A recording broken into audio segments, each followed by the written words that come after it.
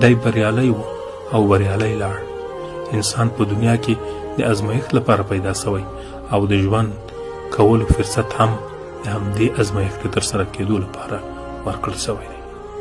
کله که څوک د خپل ژوند په هره مرحله کې هغه ازمایښت په بریالیتوب سره ترسره کړي، بس نور یې الله تعالی ځان ته غواړي، اضافه یې ستړیا او ستومانۍ ته نه پرېږدي.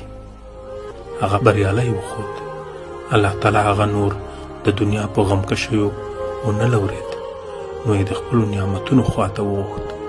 په ویاړ سره یې د شهادت پګړۍ ور په سر کړه او نور یې له فاني او ستومانه دنیاګۍ څخه د فردوس اعلی لور ته پورته کړ.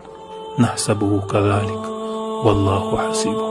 الله تعالی دې زموږ پاتې مشران راته تر ډیره ژوندي لري، امارت ته یې نعم البدر ورکړي.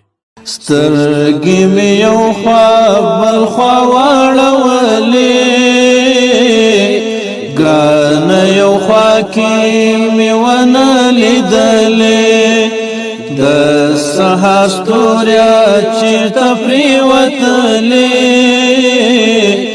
د شهادت پیالې دې وڅکلې.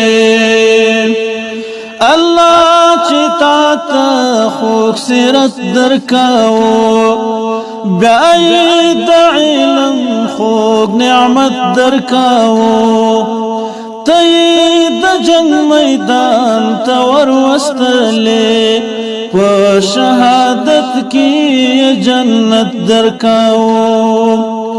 د پاک الله د خوږ اسلام لپاره